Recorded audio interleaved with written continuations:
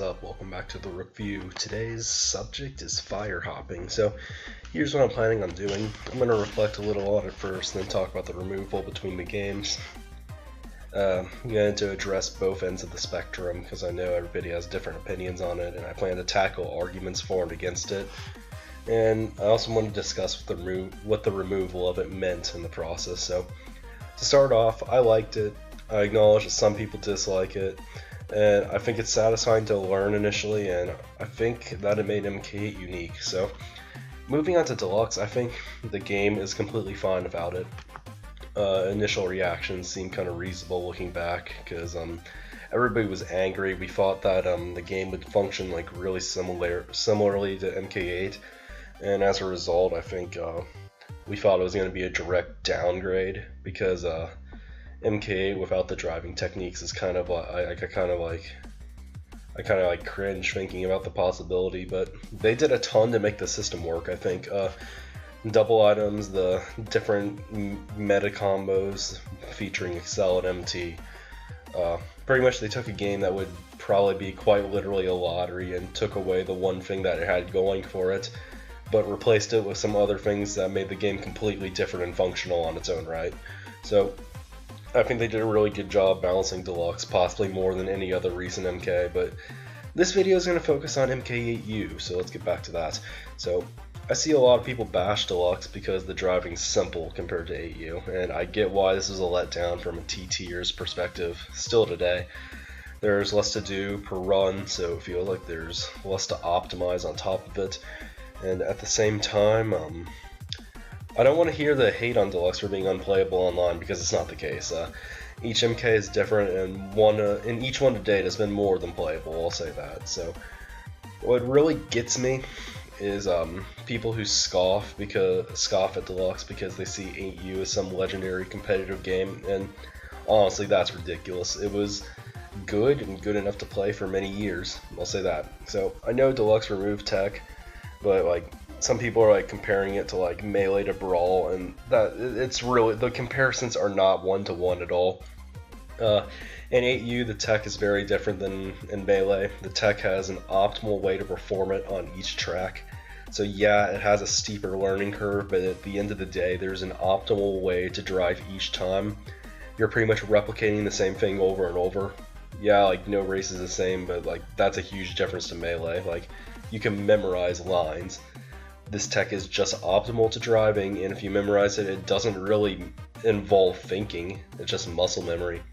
The tech in Melee assists you in neutral and in the punish game. The difference here is that there is no one right way to use this tech. It's simply there to make your arsenal deeper.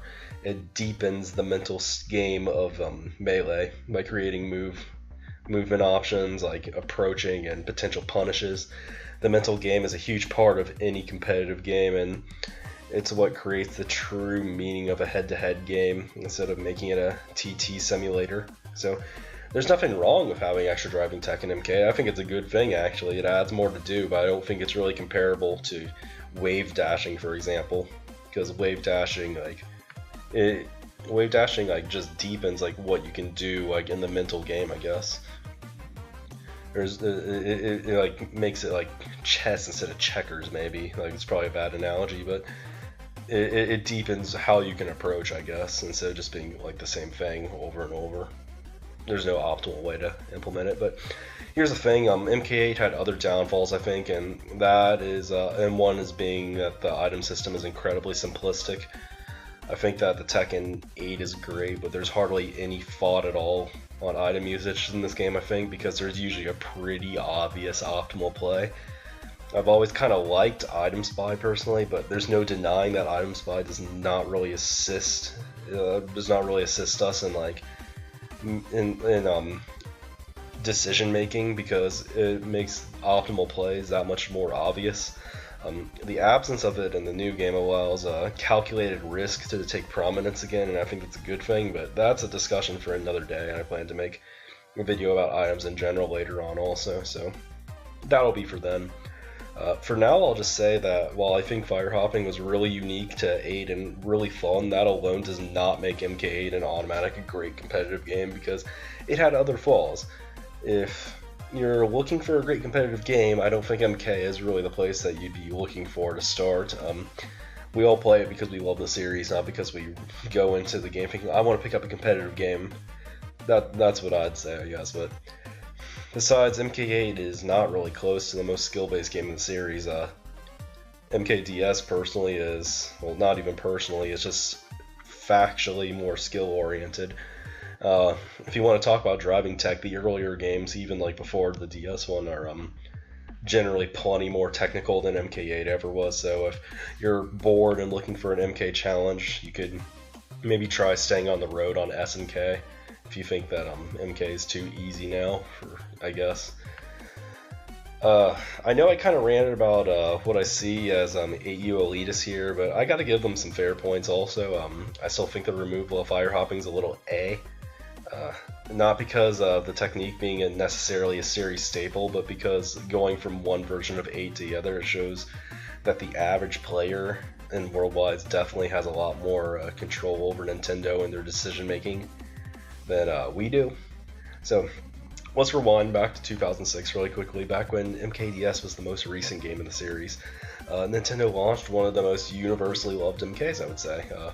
But there was also online in this time period, even though it was really new still, and that created a huge backlash because snaking existed, or executing MTs practically everywhere, and that took over the driving meta and became the best strategy online. And let me tell you, snaking was a much more natural technique than firehopping ever was. Like, it made sense why it worked, but whenever a new technique is found, you know it's going to piss many casual fans off. So everyone fucking whined about snaking to Nintendo. So was this the best thing for the MK series? The backlash, and I can't tell, but they certainly got their way. And when MKW came out in 2008, it was clear that they listened to these fans and they created an MK without snaking, something that was practically unheard of at the time. So I know now that MKW is a huge success and many people still play it today. A lot of that may have been because of the Wii success. But when it came out, the hardcore MK fans actually felt like they were stabbed in the back.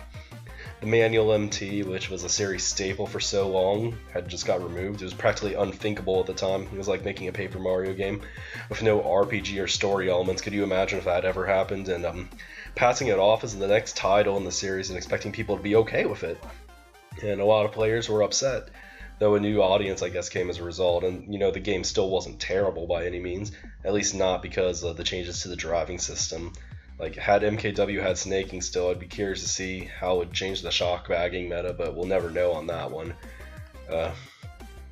What makes me more worried is that we have plenty of people who love the franchise and love learning new techniques about it, but it can just all be thrown out the door the second people complain about the technique being overpowered. I got some criticism for this comment, but I'll stand by it. It's almost that it's almost never the truest of fans of the series who complain about these techniques. People say that they're fans of the series and hate snaking and firehopping, and I don't doubt that they still like the series. For me, though, let me tell you a quick story. I loved MK as a kid. I grew up playing MKDS. It was the first MK, and I didn't know how to drift at all when it started. Real story. I taught myself naturally. I remember mission 1-8. It said perform 4 power slide MTs in a lap on MC1, and I had no clue how to beat the mission. So I went to the game manual, crazy, right, and learned what it was and eventually did it on my own. And I started to realize that MTs were pretty good and I should be doing them. And I remember the first time I jumped online and encountered a snaker, and I was amazed. But you know, instead of thinking, what the fuck, that's a hacker, or that's bullshit, that's so unfair, what the fuck, Nintendo, remove please, I remember thinking this instead. How can I do that? So, want to know what I did? I started to practice doing it myself. Crazy, right? Like, because instead of fucking whining about getting outplayed, I genuinely wanted to learn how to get better at the game, because I enjoyed it that much, and I was fascinated by the techniques you could learn to continuously get better. So, I'm sorry to offend anyone by saying this, but I feel like if you don't want to learn a technique to up your game, and you really just don't care as much as like people who would. So I love Melee, but I suck at Melee tech. I still love the game. It was a childhood game for me, but I'm not going to sit here and claim that, like, I'm not gonna sit here and claim that I'm like a bigger fan than the people who actually go to tournaments and like actually compete and try to get better, because I'm not. Sorry, like I'm not. You can still be a fan of something, but not like care as much as other people is what I'm saying. I wouldn't want to ruin the game for those people though. So, I sometimes wonder what would have happened if Melee had Wi-Fi. How many people would have complained about cheating or unfair techniques, but it's not like it matters regardless, because Sakurai hated the tech himself and fought optimal peak performance as 4-player special Melee with items on Big Blue. But yeah, what really irks me the most is I know some of these people who complain about advanced strategies in MK are the same jerks who complain that MK can't be a competitive game, so we should stop playing it that way. Look, I know MK is not a great competitive game, but you still can play it at a high level. There's plenty of evidence of this. Just check out some of the tournament finals for World Cup, or even like the FFA or Team Circuit finales in 2016. But isn't it a bit stupid that people say, LOL, MK is fucking casual, stop playing it seriously, and then these same people turn around and cry to Nintendo that they should remove techniques that could make it more skill-based? But that's just the end of that rant. It kind of sucks, in my opinion, that people always complain about this stuff without even trying to learn it themselves, but I don't think any MK has been ruined yet by removing advanced strategies. But just knowing that they'll always side with the average worldwide player makes me a little cynical about the potential future. Finally, I think it's a very common belief among the people who complain about these strategies that we only want it in the game so we can win for free in online worldwides, and I'm just gonna shut this one down immediately. Yeah, like, I know random worldwide grinders exist. They generally aren't really great players, honestly, even the ones who hit max VR. But, VR is pretty meaningless. VR grinders who abuse low-level rooms for points are assholes, I believe. Also, I'm on your side on that one. I'll give you it. People like me don't support them at all, though. Like, here's the thing, most really good players don't give a fuck about worldwide races. Usually, when we join worldwides, it's like a pretty casual ordeal. If you don't believe me, go through my YouTube videos and see how many worldwide races I've uploaded. To me, it's all about private lobbies and playing against other people who also are like what we consider to be like really good. We like the advanced techniques because we like competing against other people who also use them. It's extremely rewarding and fun. It can deepen our head-to-head 6v6 matches and make them more fun. So no, we don't care about using techniques to leech wins. It's quite the opposite. We just want to have fun matches, and playing the game as well as possible is a rewarding experience, especially if there's a lot to do. Think about it.